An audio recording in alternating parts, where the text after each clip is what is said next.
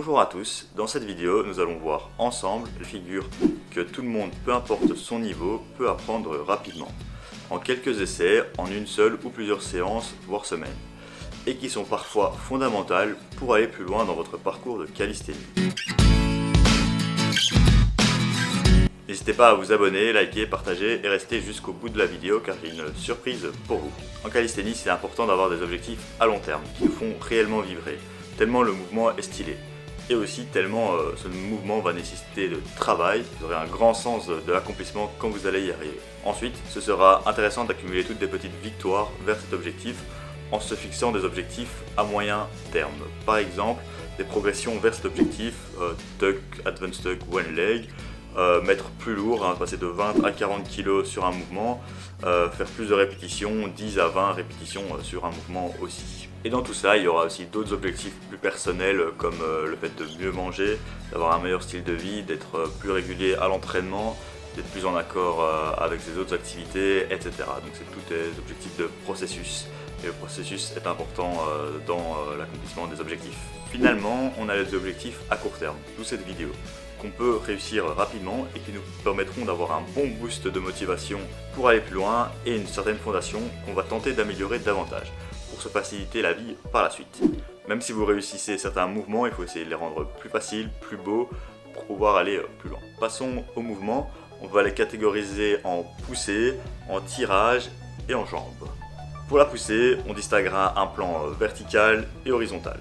Pour la verticale, on va penser le handstand ou le fameux équilibre.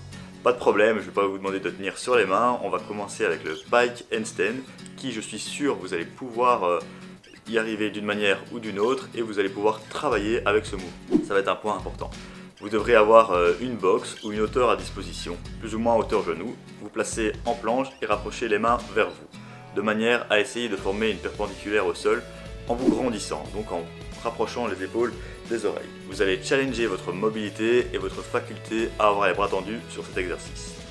Mais il n'y a pas de problème si vous n'êtes pas complètement droit ou si vous n'avez pas les jambes complètement tendues.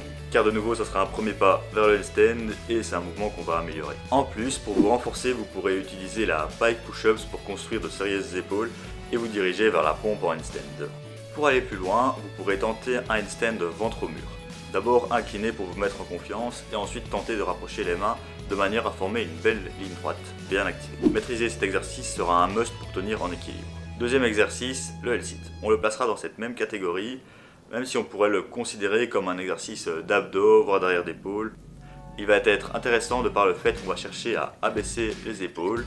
C'est un mouvement très important en calisthénie. Et aussi le fait de garder les bras tendus et d'amener les genoux vers le nez. On peut commencer en L-sit supporté au sol pour se diriger vers un tuck L-sit et un L-sit complet. Il sera plus facile de l'apprendre sur des barres parallèles ou petites parallèles. Petite note pour les abdos, c'est ce qui nous intéresse le plus visuellement et peut-être niveau objectif, mais ce n'est pas forcément en les travaillant qu'on aura plus de chances de le voir apparaître.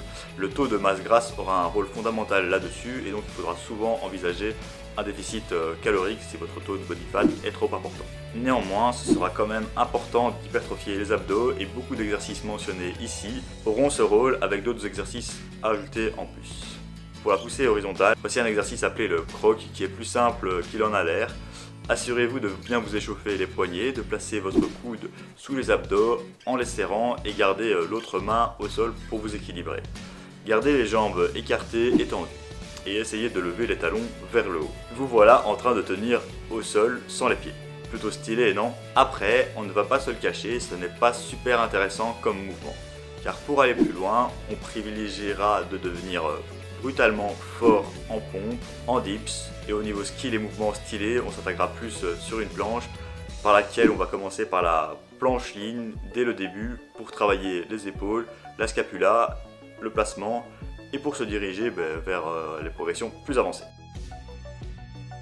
Passons au tirage. De nouveau, on distinguera tirage vertical et horizontal. Pour le tirage vertical, est-ce que vous savez faire une traction ? Sinon, il faudra tenter de l'apprendre, par exemple en comprenant l'abaissement des épaules, en réalisant des demi-répétitions ou en partant d'en haut en contrôlant la descente. Puis se diriger éventuellement vers la traction à une main lorsque vous maîtrisez le mouvement, ce qui est assez stylé. Et au niveau des mouvements et figures stylées, en tirage, on se situera plutôt dans l'horizontal qui est plus accessible, de par le skin de cat que vous devrez maîtriser, voire perfectionner. Le skin de cat sera intéressant pour développer votre mobilité, avoir les bras tendus, développer votre force de tirage, dans plusieurs angles, ainsi que votre conscience corporelle, apprendre à contrôler votre corps dans l'espace. Vous pourrez commencer le mouvement en comprenant le inverted hang, puis en réalisant le skin de cat avec départ pied au sol en vous aidant grâce à une impulsion d'avant en arrière. Ensuite, essayez de réaliser le mouvement sans impulsion et puis jambes tendues pour aller plus loin. Cela vous permettra de vous diriger vers le back lever qui n'est pas spécialement intéressant à travailler car il risque de taxer pas mal vos coudes et donc de laisser moins de place pour le reste et d'avoir moins de transfert. Ou alors le front lever, là qui est plus intéressant. Pour ceux qui ont le front lever comme objectif, pas la peine de s'attarder sur le skin de cat trop longtemps. On peut directement travailler le front lever avec des progressions plus spécifiques comme le LCF, les tucks, etc. pour pouvoir développer le mouvement. En tirage horizontal, n'oubliez pas non plus de travailler vos rowing, vos tirages, surtout pour apprendre vos tractions.